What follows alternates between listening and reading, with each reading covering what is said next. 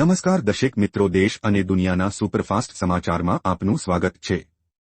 આજના તાજા અને સૌથી મોટા સમાચાર જાણીએ પહેલા ચેનલને સબસ્ક્રાઇબ કરી નાખજો। ખેડૂતના વરસાદથી ભારે નુકસાન, અતિવૃષ્ટિ સર્જાય।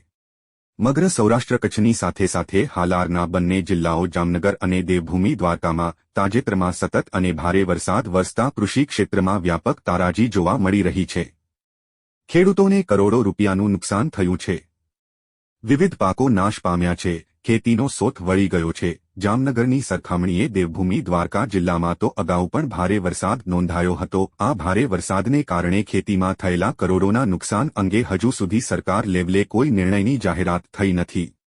સર્વે કામગીરીઓ પણ શરૂ થઈ નથી। બીજી તરફ સર્વે અને સહાય માટેની માંગ ઉઠી રહી છે। કૃષિ વિભાગ અથવા મુખ્યમંત્રી સ્તરે આ મહા નુકસાન અંગે હજુ સુધી કોઈ નીતિવિષયક નિર્ણયની જાહેરાત કે કાર્યવાહીઓ શરૂ ન થતાં ખેડૂત વર્ગમાં અજંપાની લાગણી વ્યક્ત થઈ રહી છે। જૂના બગીચા નવસર્જન કરવા 50,000 સહાય।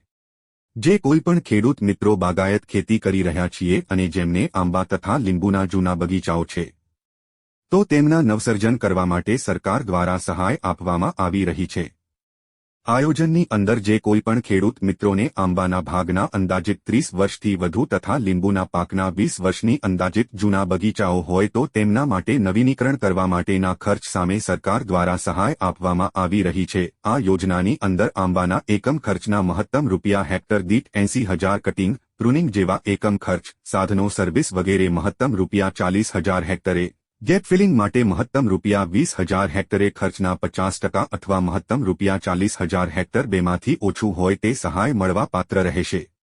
લીંબુ પાક એકમ ખર્ચ મહત્તમ રૂપિયા 50,000 હેક્ટર, જેમાં કટિંગ માટે મશીન, સાધન, સર્વિસ વગેરેમાં મહત્તમ રૂપિયા 20,000 હેક્ટર। આ રીતે અલગ અલગ આંબા અને લીંબુ માટે 0.20 થી 2 હેક્ટર સુધીની મર્યાદામાં સરકાર દ્વારા સહાય આપવામાં આવશે। ખેડૂતો માટે ખુશખબર, ઇનામ પોર્ટલ। દેશમાં હવે ખેડૂતો ડિજિટલી કનેક્ટિવિટી અપનાવી રહ્યા છે। તેવામાં ખેડૂતોને હવે ઇનામ પોર્ટલ સાથે ડિજિટલી કનેક્ટ કરીને સહાયકની રીતે સાબિત થશે। ઇનામ પોર્ટલ સાથે ડિજિટલી કનેક્ટ કરીને સરકાર ખેડૂતોને વધુ સારા ભાવ આપી રહી છે। આ પ્લેટફોર્મ ખેડૂતોને દેશભરના વેપારીઓ સુધી પહોંચ આપે છે।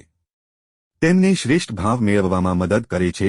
સરકારનો પ્રયાસ ખેડૂતોને ડિજિટલ ટેકનોલોજી સાથે સતત જોડવાનો છે, જેના માટે અત્યાર સુધીમાં અનેક પગલાં લેવામાં આવ્યા છે। તેમાંથી એક પગલું ઇનામ નેશનલ એગ્રીકલ્ચર માર્કેટ છે। આ યોજના દ્વારા ખેડૂતો તેમના પાકનું ઓનલાઈન વેચાણ કરી શકે છે, જેથી તેઓને વધુ સારા ભાવ મળી શકે અને તેમને બજારોની મુલાકાત લેવાની જરૂર ન પડે। 6 સપ્ટેમ્બરથી યોજાશે જગવિખ્યાત તરણેતરનો મેળો।